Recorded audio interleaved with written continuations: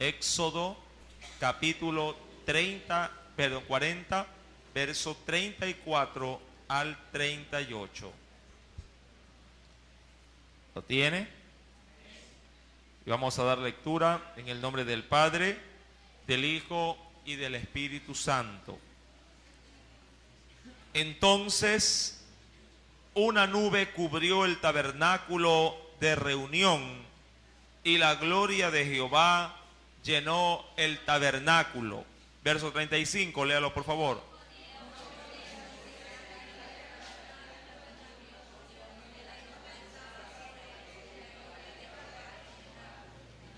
Y cuando la nube se alzaba del tabernáculo, los hijos de Israel se movían en todas sus jornadas.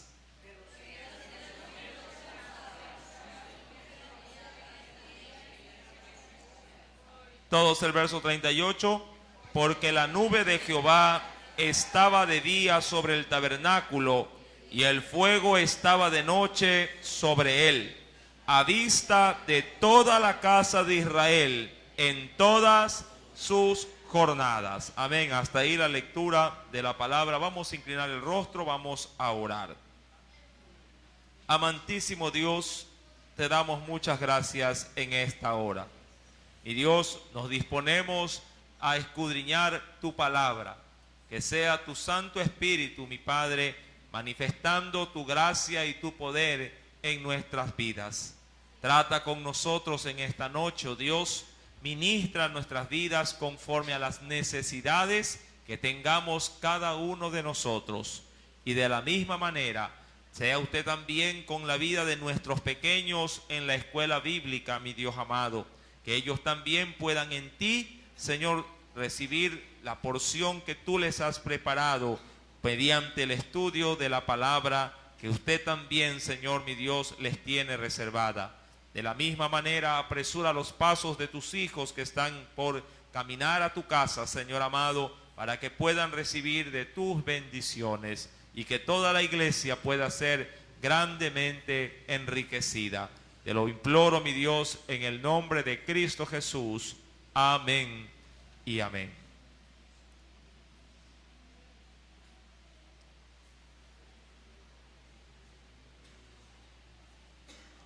Dice el libro del Éxodo, capítulo número 40, versículo número 34 al 38.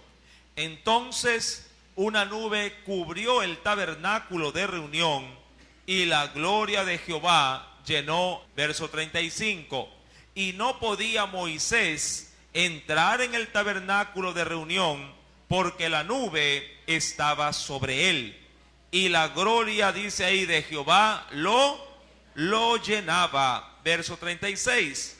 Y cuando la nube se alzaba del tabernáculo, los hijos de Israel se movían en todas sus jornadas.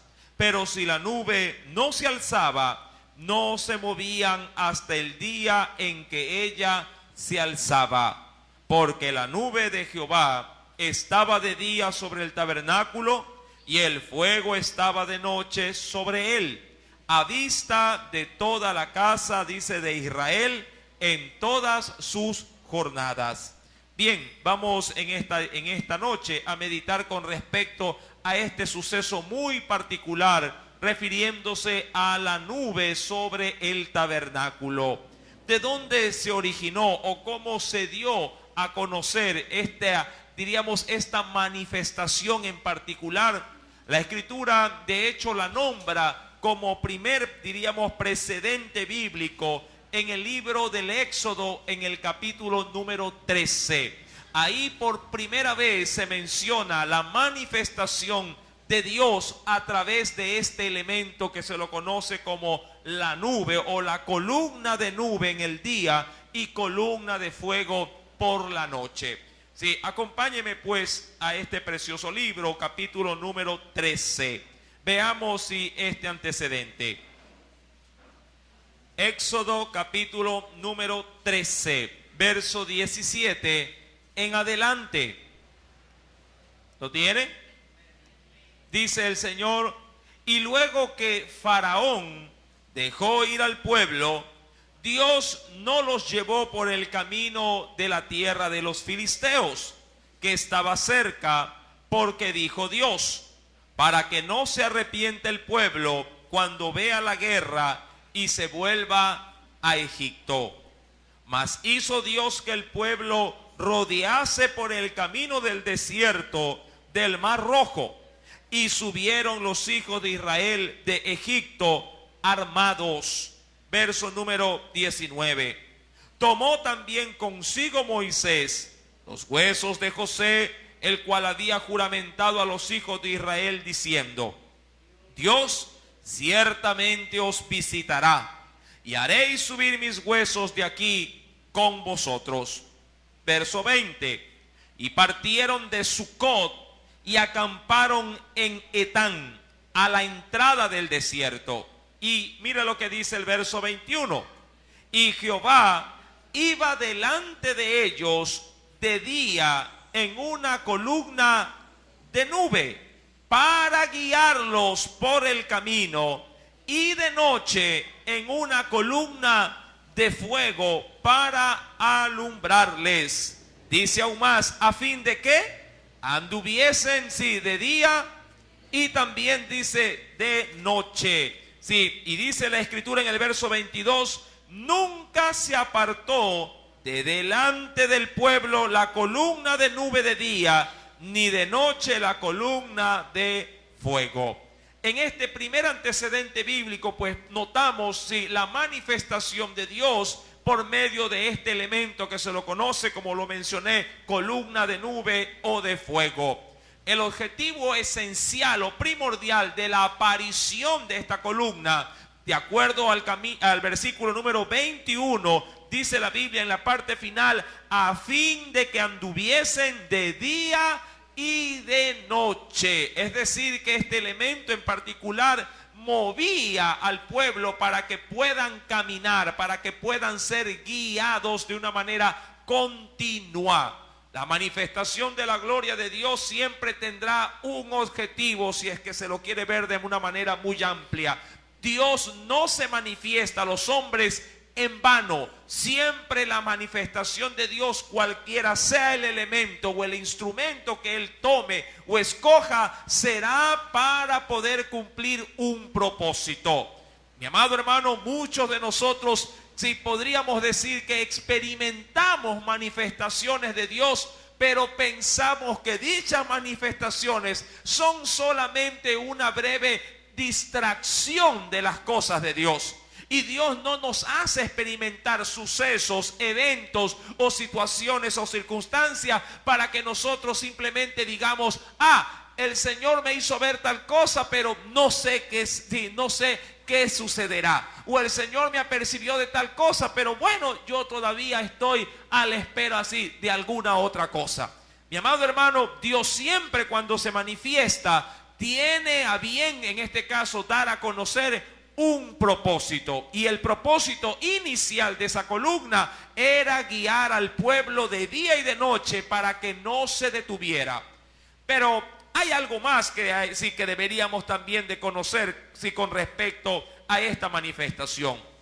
Si me acompaña por favor a la escritura, más adelante en el capítulo 14, Éxodo capítulo 14, versículo número 19, el Señor también nos dice en ese texto algo adicional con respecto, sí, a esta manifestación de la columna de nube. Dice, y el ángel de Dios que iba delante del campamento de Israel se apartó e iba en pos de ellos. Y dice la Biblia, y asimismo la columna de nube que iba delante de ellos se apartó y se puso a sus espaldas. Ahora, el contexto bíblico de Éxodo 14, si usted ya lo lee detenidamente desde el versículo número 1, podrá considerar que el pueblo egipcio, luego de haberlos dejado ir, se arrepintió y salió nuevamente para recapturarlos y matarlos. La Escritura en ese sentido nos dice en el verso número 19 que fue la columna de nube con el ángel de Jehová quien se apartó de Israel y se puso, como dice la Biblia, a espaldas de ellos. ¿Con qué objetivo? Para que haya distancia entre el pueblo egipcio y el pueblo hebreo, y tanto el uno como el otro no puedan llegar a acercarse. La columna de nube tenía una particularidad: era tinieblas para los egipcios y la columna de fuego era luz para los hebreos. Esta situación también podríamos decir, sí, a manera de blanco y negro, sí, para el pueblo de Dios era un beneficio y para el pueblo, sí, para el pueblo egipcio era un maleficio. La Escritura nos narra, si me acompaña por favor a un texto adicional, en el capítulo número 16 del libro del Éxodo. Éxodo capítulo 16. Nos dice el Señor en el versículo número 10, luego de que Él provee del maná, dice el versículo 10: y hablando Aarón a toda la congregación de los hijos de Israel, miraron hacia el desierto, y he aquí también que dice: la gloria de Jehová apareció. ¿En dónde? En la nube. Ahora, quisiera ir sumando en este caso, las características o los atributos, sí, de la manifestación de la columna de nube. Primero, la nube servía para guiar al pueblo para que éste no se detuviera. Segundo, la nube también aparecía para dar protección, sí, al pueblo hebreo. Tercero, la nube también se manifestaba para hacer descender o manifestar la gloria de Dios en medio de los israelitas. Y hay otro antecedente adicional también. Acompáñeme por favor más adelante en Éxodo capítulo número 33. Tomamos como referencia el Éxodo porque es ahí donde se dio a conocer, ¿sí?, esta manifestación de Dios. Éxodo capítulo 33. Versículo número 9 al 10. ¿Lo tiene? Dice el Señor: cuando Moisés entraba en el tabernáculo, la columna de nube descendía y se ponía a la puerta del tabernáculo, y Jehová hablaba con Moisés. Verso 10. Y viendo todo el pueblo la columna de nube que estaba a la puerta del tabernáculo, se levantaba cada uno a la puerta de su tienda y adoraba. Mi amado hermano, en este cuarto aspecto, la columna de nube también, sí, había o existía en medio del pueblo para atraer al pueblo hacia Dios. De esa manera, mi amado hermano, la columna era utilizada por Dios para que el pueblo también pudiera manifestar, así como Él se manifestaba al pueblo, el pueblo también se manifestara hacia su Dios en adoración y en exaltación. Ahora bien, ¿cómo nos afecta o en qué área este texto bíblico también a nosotros, diríamos así, nos puede ayudar en nuestra vida espiritual? Bueno, antes de ingresar a ver un análisis espiritual de esto, sí, quisiera por favor un último antecedente que es muy válido también recalcarlo. En el libro de los Números, saliendo obviamente del Éxodo, en el capítulo número 10, hay un antecedente adicional también con respecto a esto. Números, libro de los Números, capítulo número 10. El Señor también, sí, utilizó este instrumento, esta manifestación, con un propósito también muy especial. Números capítulo número 10, versículo 11 al 12. En el año segundo, en el mes segundo, a los 20 días del mes, la nube se alzó o se levantó. ¿De dónde? Del tabernáculo del testimonio. Y partieron, dice ahí, los hijos de Israel del desierto de Sinaí, según el orden, dice ahí, de marcha. y se detuvo la nube. ¿En dónde? En el desierto de Parán. Regrese por favor conmigo a Éxodo capítulo 40. Cuando leímos ese texto, si usted fue un poquito cuidadoso en la lectura, sí, habrá notado que cuando se lee desde el verso 34 al verso 38, sí, se habla acerca de la nube, pero solamente bajo un sentido. ¿Cuál es ese sentido? Lea por favor conmigo el versículo, sí, número 36. Cuando la nube se alzaba del tabernáculo, los hijos de Israel, ¿qué cosa hacían? Se movían en todas sus jornadas. Verso 37.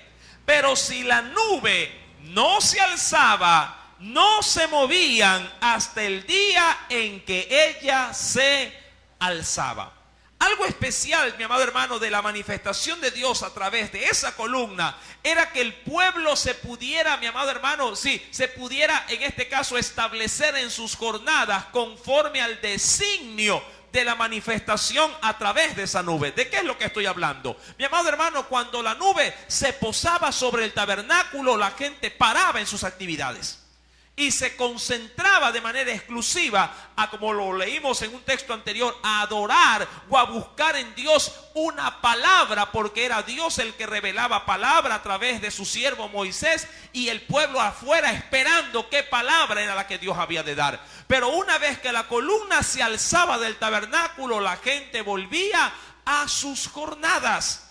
Mi amado hermano, dice la Biblia en el versículo número 37, pero si la nube no se alzaba, no se movían hasta el día en que ella se alzaba. Ahora, ¿por qué Dios dejó una columna de nube durante casi 40 años? Recuerde que esta columna de nube y de fuego por la noche, sí, permaneció con ellos 40 años consecutivos.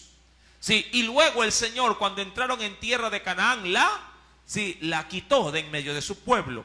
Mi amado, para poder entender esto es necesario ir al Nuevo Testamento. Y quiero por favor que me acompañe a la primera carta de los Corintios. Algo en particular tenía esa nube, sí, que en Corintios se la establece ya como un aspecto espiritual muy importante en la vida de un creyente. Primera carta a los Corintios.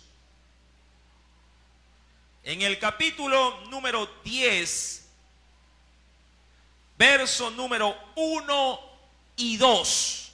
Mira lo que nos dice el Señor. La manifestación de la nube, espiritualmente hablando, tenía un aspecto muy importante. ¿Cuál era ese? Mira lo que dice el Señor. Hablando el apóstol Pablo, dice: porque no quiero, hermanos, que ignoréis o que no tengas conocimiento de qué cosa. Que nuestros padres, hablando de la antigua generación, dice ahí, todos estuvieron bajo qué, o sometidos a qué. Dice ahí, bajo la nube. ¿Qué nube? La columna de nube que Dios había, en este caso, enviado para guiarlos de día y de noche. Dice, todos estuvieron bajo la nube. Y dice ahí, y todos también pasaron ¿por qué? Ahora, ¿qué particularidad tiene lo uno con lo otro?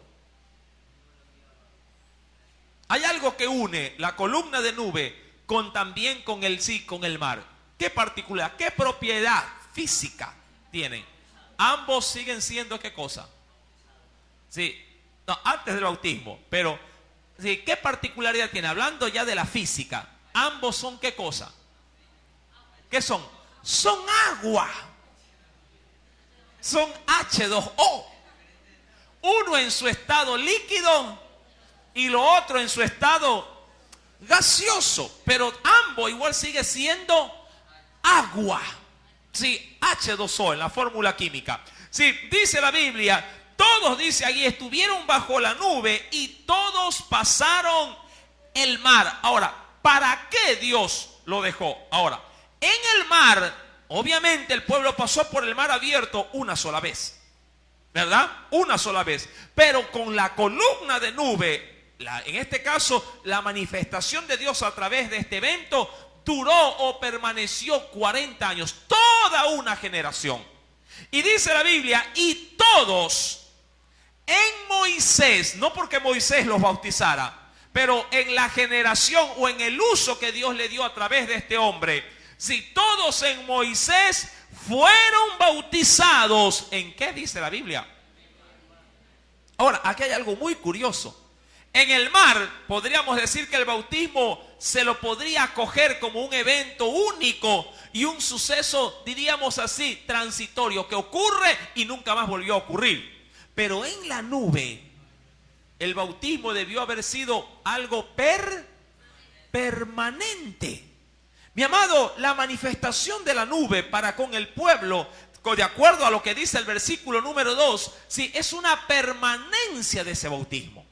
Es decir, que ellos vivían constantemente, sí, bautizados, sumergidos, porque recuerda el término bautismo o bautizo, sí, significa inmersión o sumersión, ¿sí?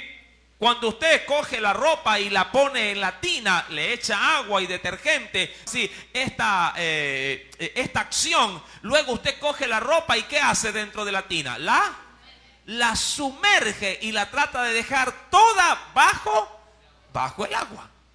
¿Sí? De la misma manera, el pueblo de Israel, al estar bajo la nube, todos ellos estaban sumergidos en el bautismo. ¿Sumergidos en qué básicamente? En la acción de Dios de detenerlos a cada uno de ellos, sí, inmersos en su gracia, inmersos en su misericordia, para que nadie saliera de esa, diríamos, de esa cobertura. La Escritura pues menciona que todos en Moisés fueron bautizados. ¿Y cuándo fueron bautizados? En la nube y en el mar. Es decir, que en ellos permaneció el bautismo a través de la manifestación de esa nube. Mi amado, recuerde, cualquier manifestación de Dios en la vida del hombre, en la vida de la iglesia, sí, resulta con un propósito. Y el propósito de Dios de manifestar su nube en medio del pueblo era que ellos estuviesen constantemente sumergidos en su bautismo. Ahora bien, la Biblia nos narra, mi amado hermano, sí, que esa misma manifestación que la experimentó el pueblo en la generación de Moisés, y así lo identificó también el apóstol Pablo, también se manifestó aún en Cristo Jesús. ¿De qué manera? Vea por favor y acompáñeme al Nuevo Testamento y veamos ciertos pasajes bíblicos. En el Evangelio según San Lucas, capítulo número 9, mira lo que nos dice el Señor.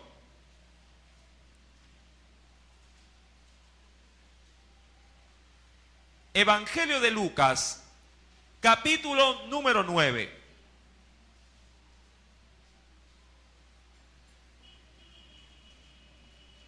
¿Lo encontró?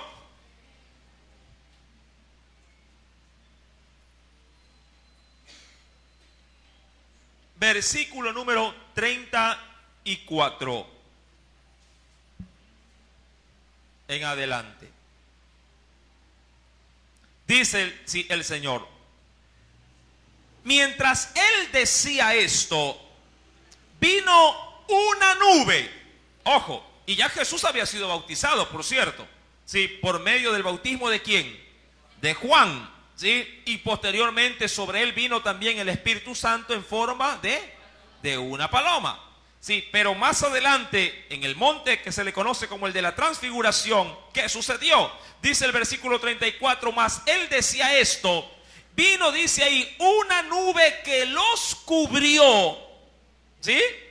Y tuvieron, recuerde que ahí también ¿quién se encontraba? Estaba Jesús, estaba Moisés, Elías, pero habían 3 discípulos de Jesús: Pedro, Jacobo y Juan. Y ellos, sí, tuvieron temor. ¿A qué tuvieron temor? Al entrar ¿en dónde? En la nube. Mi amado hermano, ahora, la intención de Dios es que el hombre, si es que lo quiero ver de una manera espiritual, viva, sí, dentro de esa nube. O permanezca o busque siempre estar dentro de la nube. Es decir, permanentemente estar siempre bautizados. Ahora, ¿qué implica el bautismo? Mi amado hermano, ¿cuántos han pasado por clases de bautismo acá? ¿Cuántos han tenido la dicha de poderse bautizar? Sí, dentro del estudio del bautismo, estoy seguro que se les dijo el significado del mismo. Cuando uno se somete al bautismo, el bautismo cumple a manera de conciencia, ¿sí? Sí, porque no es que el bautismo me limpia de pecado, sino que yo me someto al bautismo como una manifestación, una prueba, una evidencia de que mi amor por Cristo no solamente se limitó a decir yo creo en Jesús, sino que se lo demuestro al mundo sometiéndome al bautismo, manifestando y proclamando a los hombres que yo, a través de ese evento, muero para el mundo cuando me sumerjo en las aguas y salgo de las aguas como en el acto mismo de ¿qué? De una, sí, en este caso, resurrección para una nueva vida en Cristo Jesús.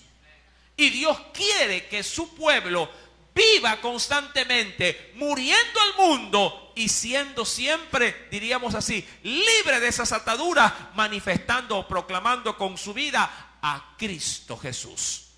Mi amado hermano, la Escritura menciona pues en ese versículo, sí, número 34 en la parte final, que nos dice, y tuvieron temor al entrar en la nube. Pero ¿qué estaba en la nube? ¿O qué había en la nube? ¿Sí? ¿Quién existía en la nube? Verso 35 lo declara.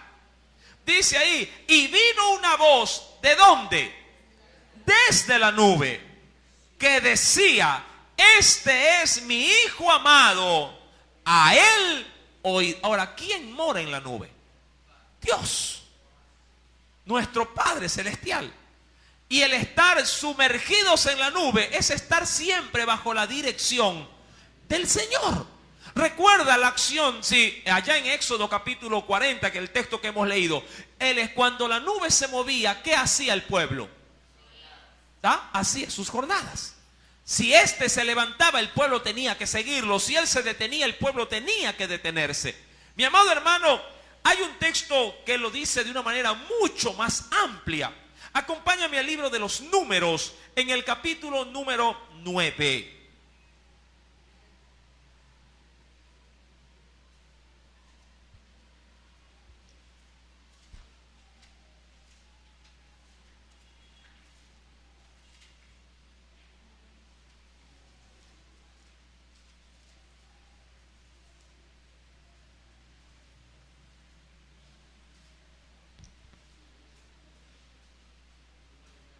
Números capítulo número 9, versículo 15.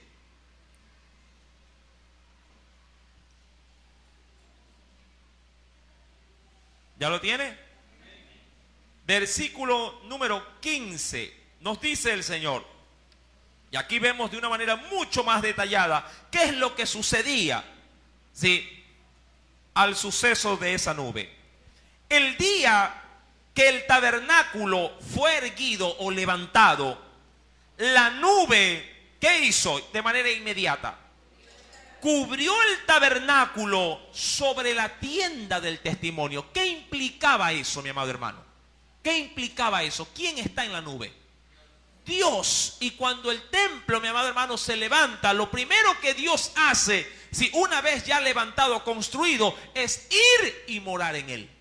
Y eso es muy importante. Mi amado, si en un templo Dios no está presente, no sirve de nada el templo. Amén. Haz de cuenta en tu hogar. ¿Tú por qué buscas tu hogar? ¿Quién está en tu hogar? Tu familia. Si tú estuvieras sola, ¿cuánto les ha tocado por, diríamos, cosas fuera de su, diríamos, de su costumbre? Sí, por cosas de pronto de manera un poquito improvistas. Sí, que se van de viajes todos y uno se queda solito en casa. ¿Cómo te sientes estando solito en casa? Muchos no se hallan, se sienten desamparados, ¿verdad? Y están intranquilos porque en el hogar hace falta lo más esencial. Es verdad, está el televisor, está el juego de sala, está el dormitorio, está el ventilador, todo está. Pero si no está la familia, el hogar no tiene sentido. ¿Sí me estás entendiendo?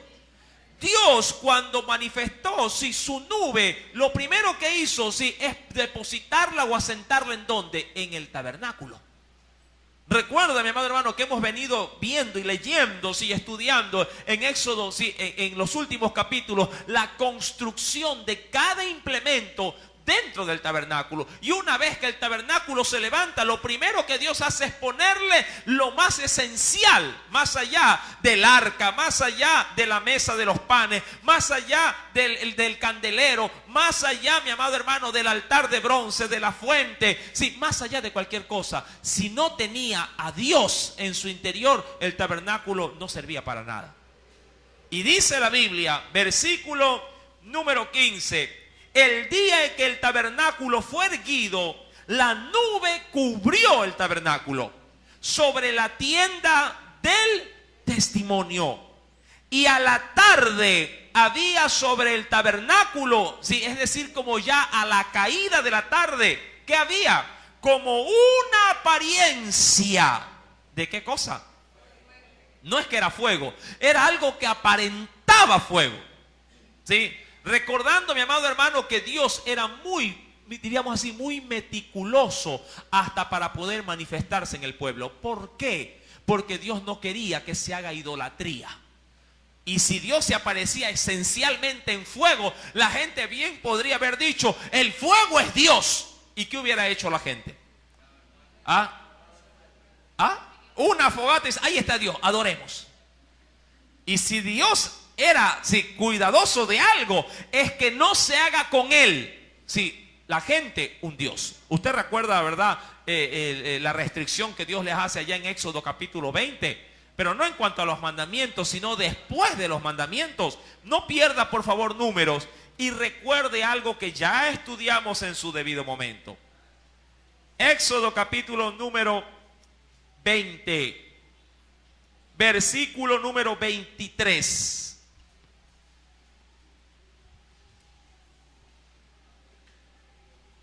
Un texto de recordatorio tan solo. ¿Ya lo encontró? ¿Qué dice el Señor ahí? No hagáis ¿con quién? Conmigo. Amén. Esto es muy importante. Dios prohíbe que se haga con Él mismo. ¿Qué cosa? Un Dios o dioses de qué? De plata, ni dioses de oro os haréis. Y eso, mi amado hermano, puede ser muy abierto. Eso implica que no se haga de él ningún tipo de Dios con ningún tipo de material. Amén. Ahora, retomando por favor Números capítulo 9, versículo número 15. Recuerde, cuando fue levantado el tabernáculo, la nube cubrió el tabernáculo sobre la tienda del testimonio, y a la tarde había sobre el tabernáculo como una apariencia de fuego. ¿Hasta cuándo dentro del horario? Hasta la mañana. Ahora, ¿por qué Dios daba este aspecto en particular? Para que el pueblo pudiera notar de que Él estaba ahí.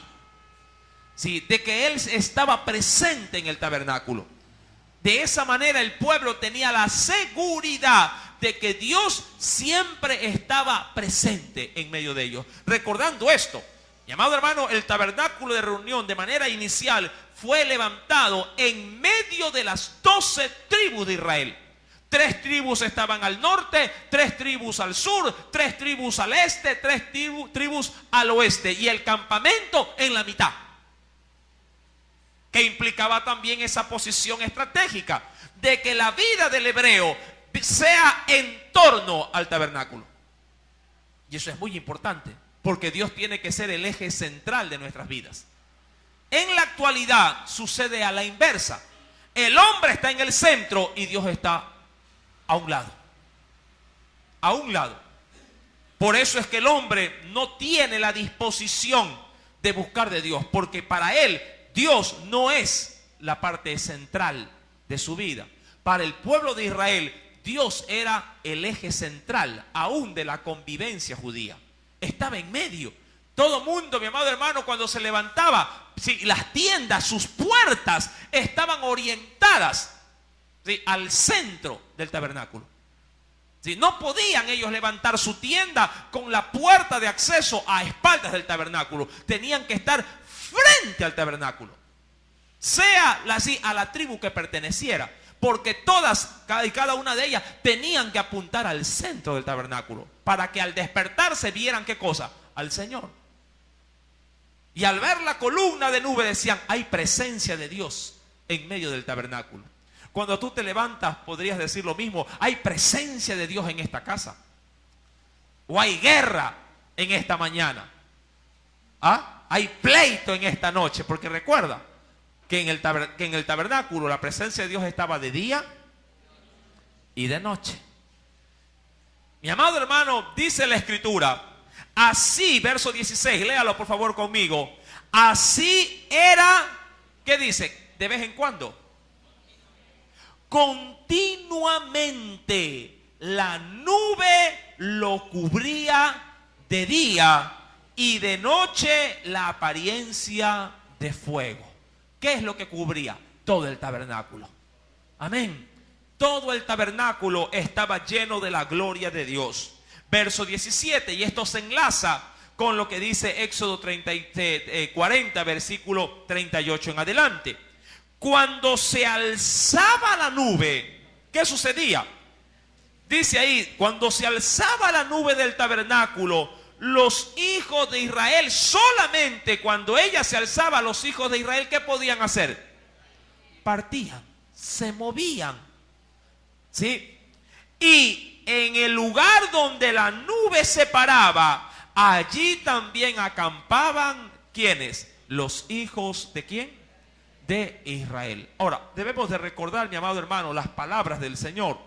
Nosotros, si bien es cierto, a nosotros no nos guía una columna de nube, ni una columna con apariencia de fuego, pero a nosotros nos guía el Espíritu de Dios. Amén.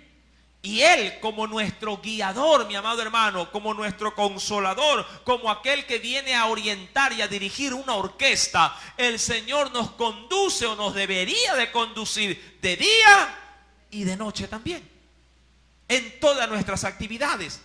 Recuerda que el que es regido por el Espíritu ya no hace lo que uno quiere, sino lo que el Espíritu a uno le hace hacer o le mueve a hacer.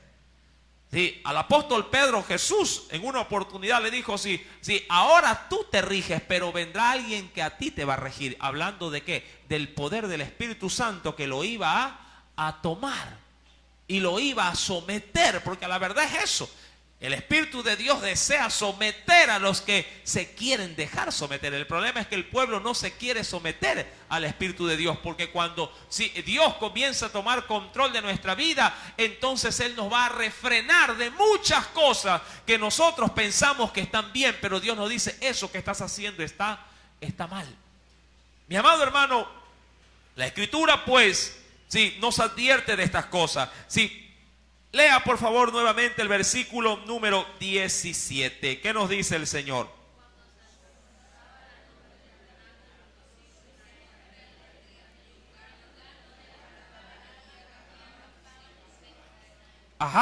Verso 18. Al mandato de Jehová, los hijos de Israel partían. Ojo, este texto está ahí no en vano. La columna no es que era el que dirigía al pueblo. Dios tomaba la columna para poder guiar al pueblo. Amén.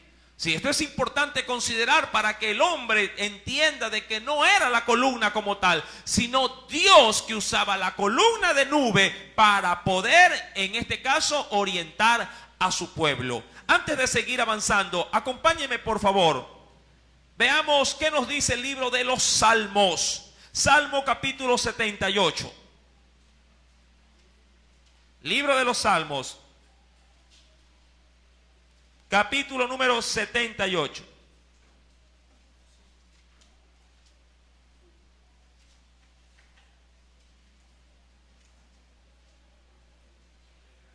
¿Lo tiene?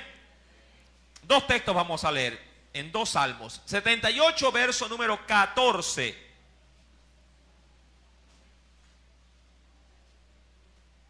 ¿Ya lo tiene? Dice el Señor, les guió de día con nube y toda la noche con resplandor ¿de qué? De fuego. Ahora acompáñeme a Salmos 99. Salmos capítulo número 99, versículo número 7.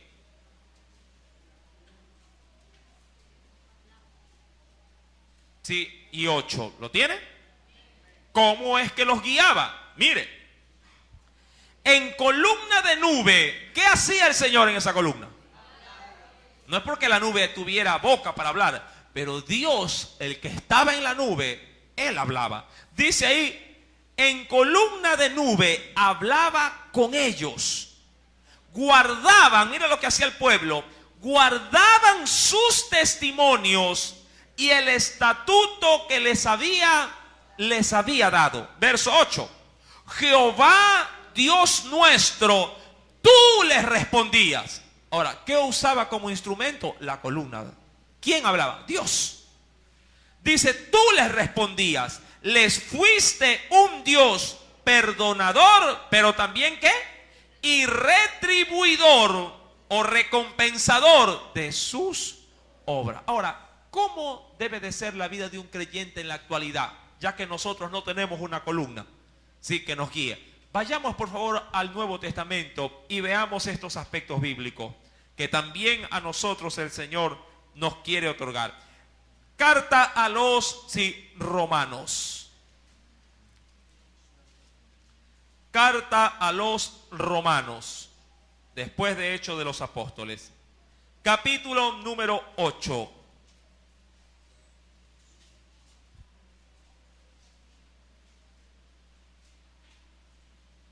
¿Lo tienen? Verso 12 en adelante. Así que, hermanos, deudores somos, no a la carne, amén, para que vivamos conforme a la carne. O sea, si algo debe de, en este caso, considerar o tener presente el cristiano, es de que si la gracia de Dios ha venido sobre nosotros, no ha sido por esfuerzo o tributo o recompensa de lo que hayamos hecho con este estuche. Porque podríamos llegar a pensar, uy, Dios me ha puesto su mirada en mí porque soy chévere, porque soy guapo, ¿sí? O porque simplemente, sí, por mis atributos de ser un hombre, una madre de familia, un padre de familia, un excelente esposo, el Señor me ha dado o me ha otorgado la gracia. No, no. Dice la Biblia, si somos deudores, no lo somos a esta carne. ¿Sí? Ahora el verso número 13. Porque si vivís, ¿sí?, conforme al régimen o a la carne, ¿qué sucederá? Moriréis. Si tú pones la esperanza en tu estuche, no hay, sí, dice la Biblia, no hay un buen fin para ello. La muerte es la recompensa. Y dice el Señor, mas si por el Espíritu hacéis morir las obras de la carne, ¿qué sucederá? Viviréis. Porque todos los que son guiados por el Espíritu de Dios, ¿qué dice la Escritura que son? Estos son hijos de Dios. Ahora, ¿quién tiene la rienda de tu vida? Sin querer menospreciar, ¿sí?, de pronto la comparación. ¿Sí? Imagínate a ti como un bello corcel. Y le pongo bello para que se escuche más bonito. ¿Sí? También podría ser como un burrito, ¿no? Sí, pero no, un bello corcel que tiene riendas. ¿Sí? Aquellas tiras de cuero que se les pone en el hocico, ¿sí?, a los animalitos, y con cuerdas que las agarra su jinete. Sí, el punto de esta comparación es, ¿quién tiene la rienda de tu vida? ¿La carne, tus deseos carnales, o el Espíritu Santo? Si lo tiene tu carne, tus deseos, sí, recuerda que te van a conducir a un solo fin, la muerte. Pero si el Espíritu Santo tiene la rienda de tu vida, también hay un bello desenlace, la vida. La Biblia dice en el versículo número 14, todos los que son guiados por el Espíritu de Dios, ¿a dónde el Señor o en qué categoría el Señor nos ubica? Estos son hijos ¿de quién? Hijos de Dios. ¿Sí? Acompáñame por favor a otro texto referente a esto, en la carta de los Gálatas. Mira lo que nos dice el Señor en el capítulo número 5. Carta de los Gálatas, capítulo número 5, antes de los Efesios, ¿sí? Gálatas capítulo 5, versículo 16 en adelante. ¿Ya lo entiende?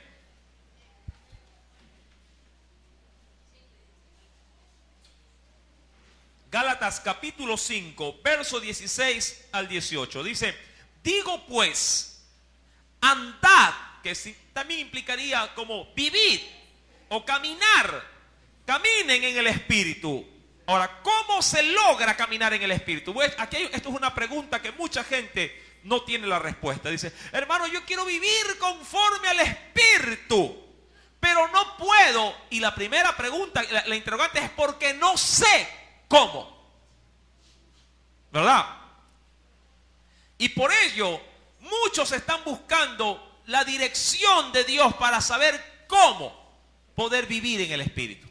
Mi amado hermano, antes de introducirme en este texto, porque vamos a entrar en materia de estudio espiritual, sí, usted debe de entender que antes de que Dios quiera revelar su voluntad, ¿sí?, de pronto personalizada a su vida, porque esto es lo que buscan la mayoría de las personas, que Dios me hable, quiero que Dios me hable, hermano, quiero que Dios me diga algo, quiero que Dios me revele algo. Antes de que Dios revele algo de manera particular, tú debes de entender que tu vida debe de someterse primero a la voluntad revelada de Dios.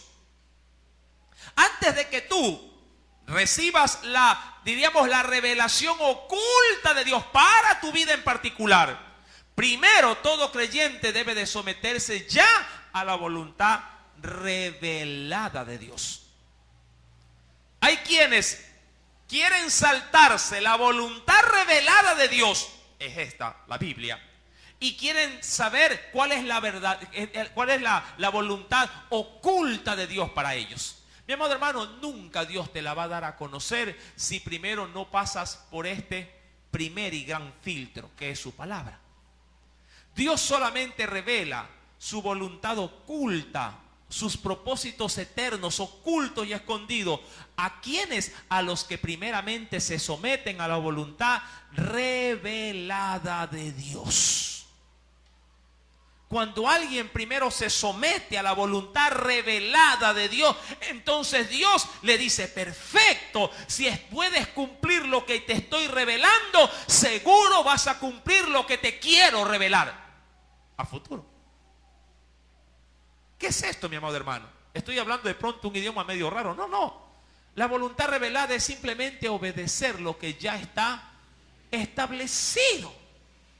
Y lo que está ya establecido, revelado, lo que ya está identificado, te dice que debes de predicar la palabra, por ejemplo.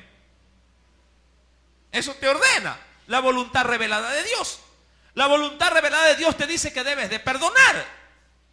La voluntad de Dios te dice que debes amar a tu enemigo. La voluntad revelada de Dios te dice que debes de congregarte. La voluntad revelada de Dios te dice que debes de ser fiel con tu Señor, que debes de orar, que debes de predicar la palabra, que el libro de esta ley nunca sea parte de tu hogar.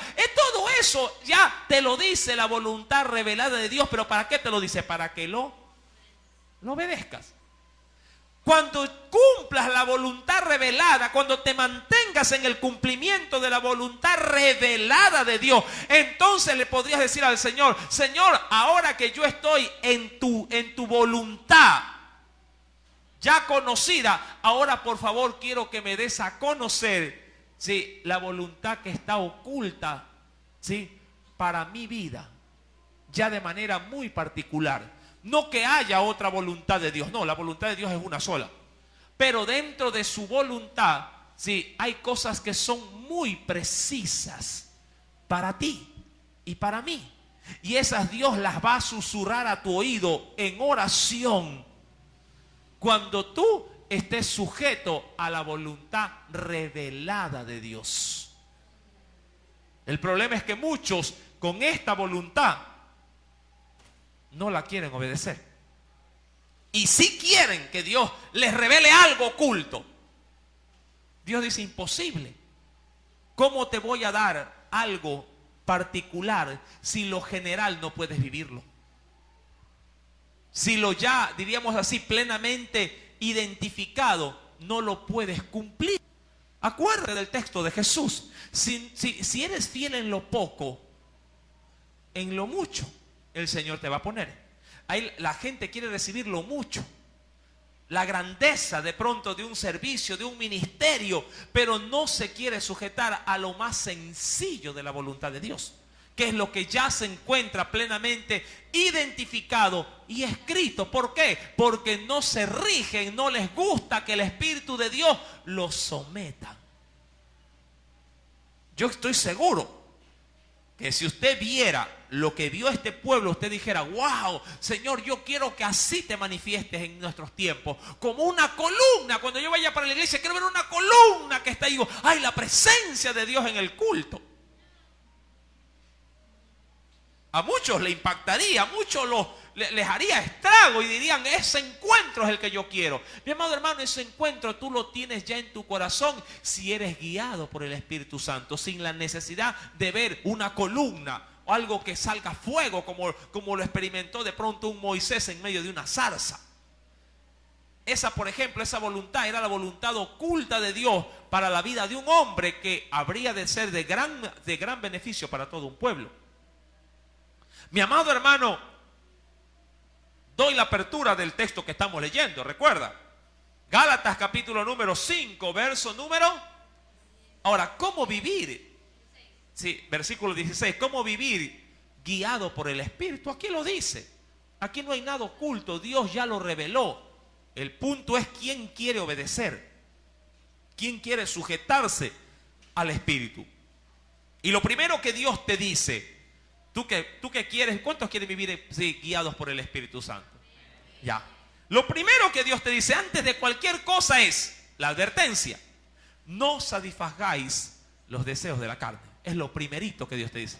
¿Quieres ser guiado por el Espíritu? Perfecto. ¿Sí? Mi primera alerta antes de que puedas ser guiado por el Espíritu de Dios es que tu carne no puede seguir nutriéndose de la carne, de los deseos, de la vanidad, que es la que no te permite que el Espíritu pueda aflorar. Mire, véalo de esta manera. Sí, me gusta ser siempre muy práctico dentro de las enseñanzas. Cuando uno tiene fiebre, ¿sí?, leve, pero la tiene, por lo general uno suele acudir a tomar ¿qué cosa? El nombre de la pastilla, ¿cuál es? La tradicional. Paracetamol, ¿verdad? Y cuando uno la toma, ¿qué sucede con la fiebre? Si esta es leve, ¿qué sucede? Desaparece. E inmediatamente el cuerpo se siente, vuelve a sentirse bien. Porque cuando uno tiene décimas de fiebre, el cuerpo anda como que, sí, decaído, ¿verdad? El semblante mismo, sí, comienza con un leve dolor del cuerpo, las coyunturas. Y uno dice: hermano, me siento medio raro, me siento mal, pero me tomo una paracetamol y ya. Muchos creyentes viven sus vidas cristianas con paracetamoles.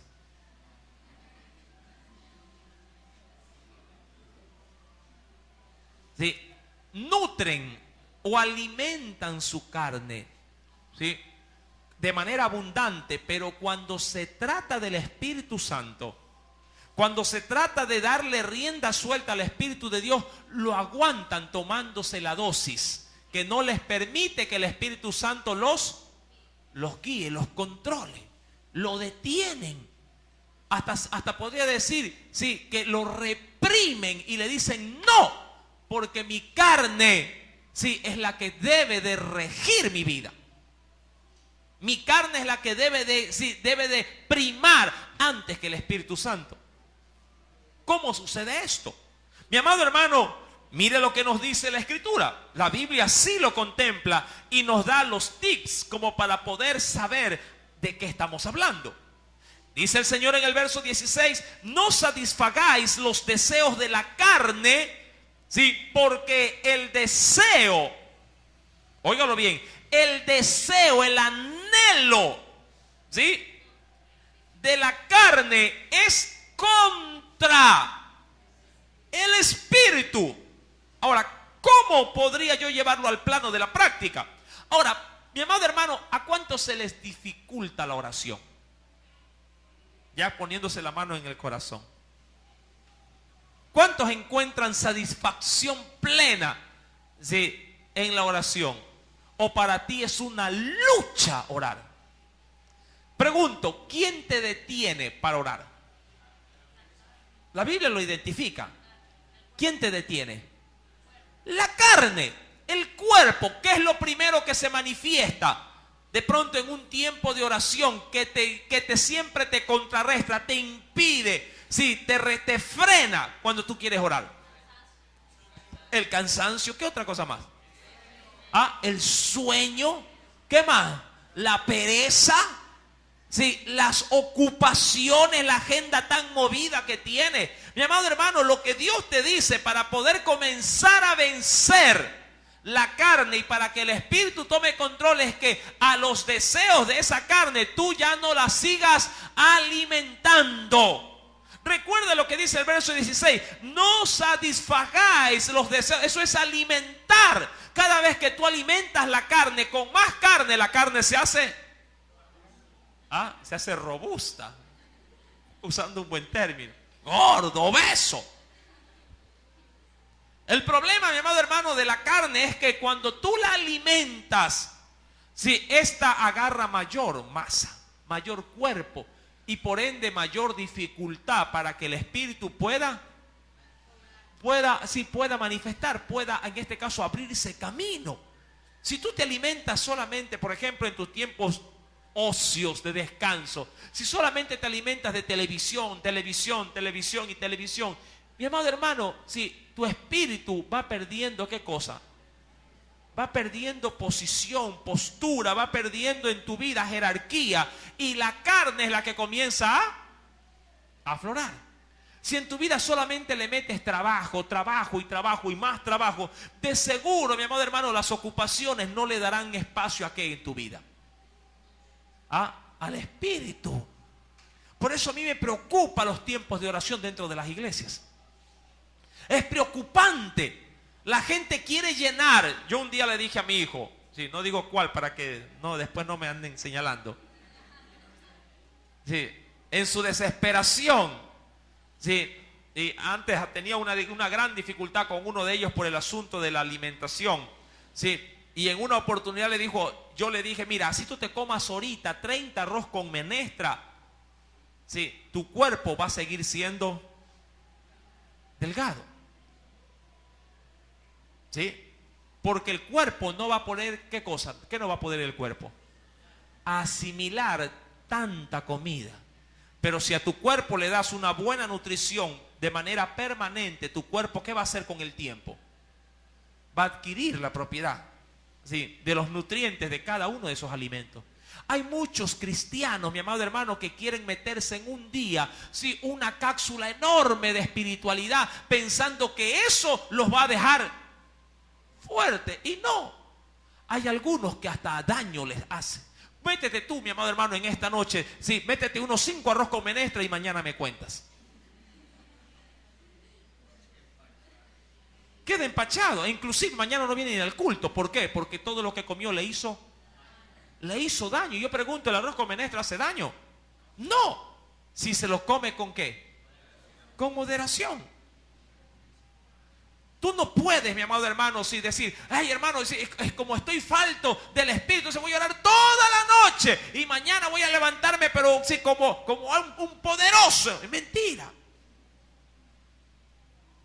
Porque alimentar el espíritu es un proceso. Sí, nutrir, mi amado hermano, sí, o que tu vida sea guiada por el Espíritu de Dios, es un proceso largo de combate, de resistencia, donde el creyente tiene que ir abriendo camino entre sus deseos carnales para que los deseos del Espíritu puedan tener posición, postura, puedan tener, diríamos así, su propio lugar de terreno donde trabajar. El problema es que cuando el Espíritu quiere obrar en nosotros, mira en nuestro terreno, en nuestra vida y dice, ¿y dónde me pongo? si todo lo tienes lleno de ti mismo? No tengo espacio, no hay lugar. Quiero coger un momento en la madrugada y no puedo porque viniste tan cansado que el sueño y la debilidad de tu cuerpo no me permite ni siquiera despertarte. ¿Verdad que es así? Estás tan lleno, estás tan atareado, ¿sí?, que desde que te levantas hasta que te acuestas, siempre estás haciendo algo. Y Dios pregunta, el Espíritu pregunta, ¿y en qué momento quiero manifestar? ¿Y cuándo? Dime tú, ¿en qué momento aparezco en tu vida? Si tú me has dejado fuera dentro de tu agenda. Mi amado hermano, dice la Biblia que el deseo de la carne es contra el espíritu, y el espíritu también tiene una lucha. ¿Contra quién? Contra mi carne. Y dice la Biblia, y estos, es como que entran en un ring, se oponen entre sí. Vea, si algo podría yo ilustrar es que ambos no se soportan. ¿Sí? El espíritu que quiere obrar en nosotros y nuestra carne, ¿sí?, no se aguantan, no se soportan, porque nuestra naturaleza es contra el espíritu. Nuestra naturaleza, la caída, es contra el espíritu de Dios. Y el espíritu de Dios está enemistado de por vida, ¿sí?, con nuestras concupiscencias, con nuestros deseos carnales. Y dice la Escritura, ¿sí?, que se oponen entre sí para que no hagáis lo que quisierais. Amén. Es decir, que el uno no quiere hacer la voluntad del espíritu y el espíritu no quiere hacer la voluntad de la carne. El problema es que el hombre por naturaleza vive conforme a la carne.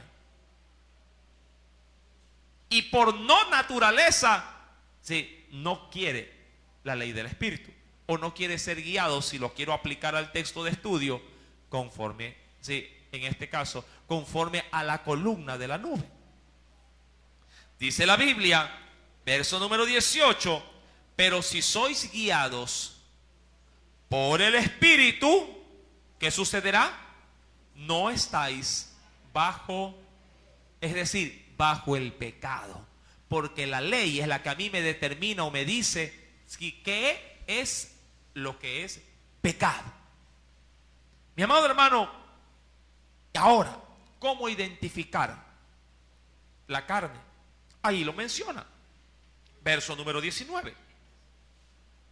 Manifiestas o dadas a conocer son las obras de la carne. Ahora, ¿dónde usted se enmarca? Cada quien debe de saberlo en su propio corazón. Y empieza con la lista: adulterio, fornicación, ¿qué más? Inmundicia, que vendría a ser todo aquello que contamina tu mente y tu corazón. ¿Qué más? Lascivia, idolatría, hechicerías, enemistades, pleitos, celos, iras, contiendas, disensiones, que es como divisiones, herejías, envidias, homicidios, borracheras, orgías y cosas semejantes a estas. Es decir, que no necesita estar en la lista, pero todo lo que se le parezca sigue siendo manifestación de ¿qué cosa? Y la gente, ojo, alimenta esto. Alimenta. Mi amado hermano, ¿sí?, usted debe de saber que mientras usted más alimente a su carne, menos del Espíritu de Dios habrá en su vida. Sí, hay gente que compra, por ejemplo, el extra el lunes, porque es lunes sexy. Y usted ha visto que la gente pone en sus negocios, usted ha visto sobre todo en las llanteras, pone en las páginas de lunes sexy, ha visto a las muchachas y las pega. Y dicen, yo no tengo problema, dice, de pronto con el adulterio, la fornicación, pero todos los días al verla, ¿qué está alimentando? La carne, los deseos de la carne. Mi amado hermano, cosas como esta obviamente opacan al espíritu. Y si algo, mi amado hermano, el Señor ha identificado en esta noche, sí, es que la carne, mientras usted más la alimente, menos de Dios, sí, podrá manifestar en su vida. Dice la Biblia, mi querido hermano, avanzando un poquito, sí, en el verso 22 del mismo capítulo de Gálatas 5, mas el fruto, o diríamos así, la manifestación del Espíritu es ¿qué cosa? Amor, gozo, paz, paciencia, benignidad, bondad, fe, mansedumbre, templanza, que vendría a ser el dominio propio. Contra tales cosas, ¿qué dice? Es decir, que no hay pecado. Porque si tú te mantienes haciendo esto, obviamente la carne ha sido vencida. ¿Por qué digo esto? Por ejemplo, si alguien tiene, en el capítulo 5, versículo 22, si alguien tiene amor, por ejemplo, podría manifestarse, como dice aquí en el versículo número 20, celos, iras y contiendas. No, porque el amor nunca va a permitir que yo me que haya una enemistad contra mi prójimo. ¿Verdad que sí? Por ejemplo, si en mi vida hay, como lo dice la Escritura, paciencia, de seguro, mi querido hermano, si soy paciente y me voy al versículo número 20, por ejemplo, nunca voy a tener disensiones, nunca voy a tener herejías. ¿Por qué? Porque en la herejía se encuentra la mala doctrina. Y en la mala doctrina yo podría utilizar la propia Biblia para de pronto imputarle a Dios que Dios no cumple su palabra. Pero el que espera en la palabra de Dios, no importa la demora del tiempo, mi paciencia en Dios que se pule a través de las pruebas, siempre me guardará en el corazón de ¿qué? De no decirle a Dios que Él es malo para conmigo. ¿Qué es lo que estás cultivando en tu vida? ¿Conforme al Espíritu o conforme a la carne? Ahora, yo sé que no hemos abierto aparentemente un poco del tema, pero no es así. Porque Dios desea que el pueblo constantemente sea guiado ¿por quién? Por el Espíritu. Y conforme, si volvemos por favor a Éxodo capítulo 40 para dar ya en culminación este estudio, Dios anhelaba guiar a su pueblo con su presencia manifestada ¿en dónde? En la columna de nube. En el versículo número 36 del capítulo 40 nos dice: y cuando la nube se alzaba del tabernáculo, los hijos de Israel, ¿qué hacían cuando la nube se movía? También se movían ellos en todas sus jornadas. Pero si la nube no se alzaba, no se movían hasta el día en que ella se alzaba. Todos el verso 38 me acompaña a leerlo. Porque la nube de Jehová estaba de día sobre el tabernáculo y el fuego estaba de noche sobre él. A vista, y esto es importante, a vista de toda la casa de Israel en todas sus jornadas. No importa a qué te dediques, no importa qué es lo que haces, si Dios está en todo lo que tú haces, aprobándolo y bendiciéndolo, de seguro tu vida está siendo guiada por el Espíritu de Dios. Amén. Si el Señor habló en esta noche a tu vida, ríndele una fuerte ofrenda de aplauso. Oremos. Amado Dios y buen Padre Celestial, en esta hora te damos gracias, Señor, por esta preciosa oportunidad